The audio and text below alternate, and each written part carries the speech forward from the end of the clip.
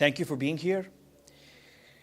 Rape in conflict zones is not a subject we talk about often in Pakistan or in this region. But we should. And why is that? Because we live in a region that has been a hotbed for conflict for the past 40 years. I mean, just imagine this. 40 years is not a small time.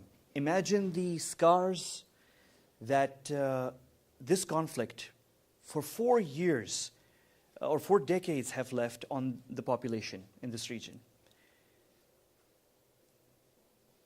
Of course, on the surface, we don't feel the impact. Sitting here in Islamabad, Pakistan, the capital of a country that has been impressively resilient in the face of adversity.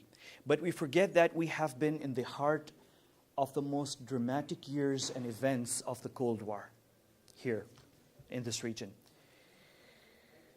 To your back, where you're sitting right now, to your back, we have the Afghanistan-Pakistan border region, a region that saw a decisive war between communism and the free world. To your right is Kashmir, the oldest pending conflict on the agenda of the UN Security Council and the main source of tension in a region extending from South Asia to Central Asia. Now, rape in conflict zones is never easy to discuss. And you must have noticed that it's not very often that you hear about events or talks being held in Pakistan discussing this issue, which is, again, as I said, is very surprising because we are in one of those hot zones in the world that have seen several conflicts in the past 4 decades, both on our borders and within our borders, along the Pak-Afghan border, along the Kashmir border, and also in Swat. Let's not forget, in Swat we had a conflict. It was a short-lived conflict. It was well managed by the state, comparatively well managed. The terror groups or the extremist groups that took over were evicted. But there was a huge impact on the women population in Swat. And that is one thing that was not really discussed a lot in our media for various reasons. But we will be discussing some of that right now in this event. So basically, rape in conflict zones is never easy to discuss. You risk ruffling many feathers, and there's always the chance that this serious humanitarian issue is politicized. And this is a big, huge problem.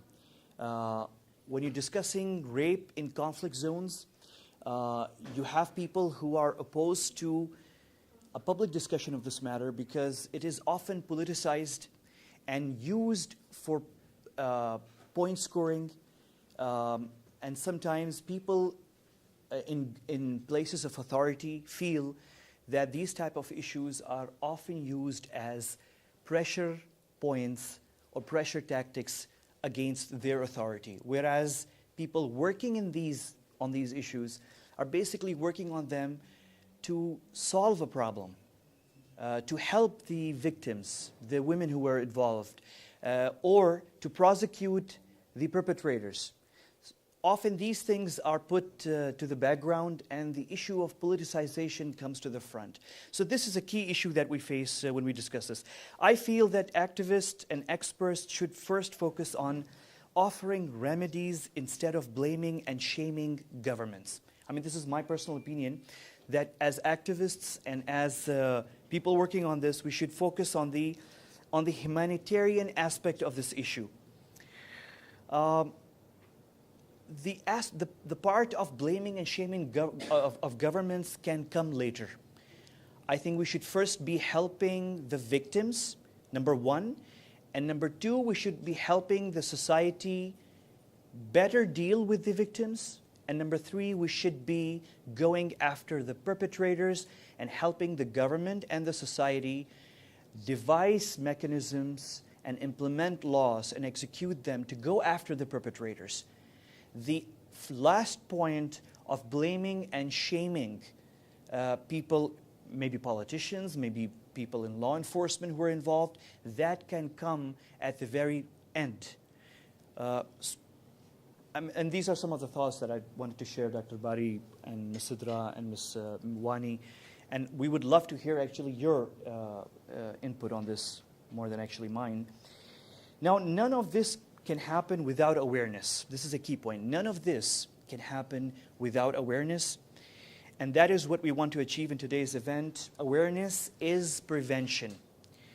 If we are aware how to deal, conflicts happen everywhere, within countries, between countries, but how to deal with the victims, especially of an issue as sensitive as rape, where communities, victims and communities, find it difficult to come up and come to the front and resolve the issue or even bring it to the public. It often becomes very difficult.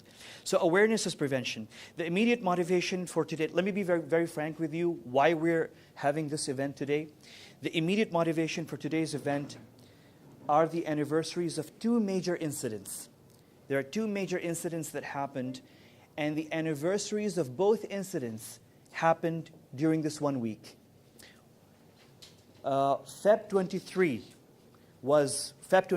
that was 4 days ago, was the 27th anniversary of the Kunan Pushpura gang rape of the women of an entire village. It was a small village in Kashmir, which is under Indian control, Indian occupation. Feb 26, Kunan Pushpura is Feb 23. Feb 26, which was yesterday, was the 26th anniversary of the Khojaly incident. Khojaly is also a town, a village, but it's in Azerbaijan, where a horrendous and a horrible massacre happened 26 years ago. So 27 years ago, this week, 27 years ago, and women, almost 50 women of an entire village were raped in one night. Women aged between 13 to 60 years. About 50 women. Some accounts say, there were 100 women, some say it was 80. But human rights organizations working in India and working in Kashmir actually documented the cases of about 50 plus women who came forward and discussed this. So so these two incidents are actually the motivation for today's event. Both incidents are not forgotten. A large number of people continue to mark the anniversaries for two reasons of these both events. One is to remember, but a second more important reason is that justice remains to be done and those involved are yet to be punished. Our colleagues, the human rights activists in India, continue to discuss this every year. In fact, we had some of our Indian colleagues, human rights activists, lawyers, in Mumbai, in other cities of India. Actually, they visited us here in Islamabad, and we discussed the legal aspects of this case, and we've been working together with them because some of the family members of the victims actually moved to Pakistan. But the vast majority, of course, remains in India, where our Indian counterparts are actually working with them. And these are Indian human rights activists and lawyers who are working with these the Kashmiri women, the Kashmiri victims of the Kunan Pushpura gang rape incident. One more thing that I would like to share with you here is that in Feb 2015, 3 years ago, in Feb 2015, one of the Indian human rights activists published an article in a major Indian newspaper, The Hindu. It was interestingly titled, "Politics of Rape in Kashmir." The article was about a seminar in Srinagar where women from the village recounted how 125 soldiers lay siege to the village and raped about 50 women, ranging in age from 13 to 16, as I told you. In our discussion today, we're trying to understand how policymakers, journalists, and activists can tackle cases of rape in conflict zones at the level of governments, media, and society. How we can help such women speak up without being shamed. How these lessons are applicable to every society outside conflict zones. And most importantly, how can governments assist victims and prosecute soldiers and members of law enforcement involved in rape cases? How can governments sensitize and train soldiers and members of law enforcement in conflict zones? How to deal with women in those conflict zones, because there's no accountability in conflict zones, and often the media is not there. So violations often go unnoticed. So how can governments train soldiers? How can government train law enforcement to be sensitized in dealing with women in these areas? And lastly, what is the status of the case of mass rape incident in Khojaly in Azerbaijan and in Kunan Peshpura in Indian-occupied Kashmir? And were the soldiers, the people who were involved, were they persecuted? The legal status of the case.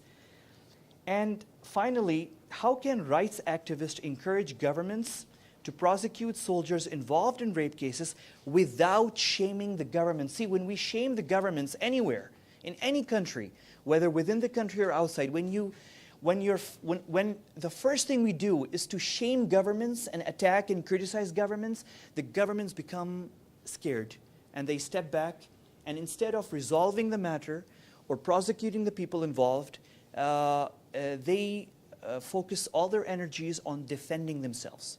So we don't want them to defend themselves. We say, okay, we understand it happened, but please prosecute the people and bring the victims to the front so that we help them. Don't hide the victims. Don't hide the victims, and don't go defending yourselves. In fact, we will praise you if you prosecute those members of law enforcement who were involved in rapes in conflict zones. So these are very important issues.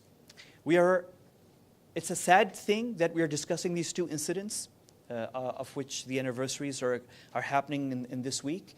But these two incidents give us an opportunity to discuss a very sensitive subject and try to understand it and maybe learn from it at the end of this event, which we hope to finish in about an hour and a half. We hope to have some recommendations. We have a team of young journalists who are sitting, who will be collecting some of the recommendations.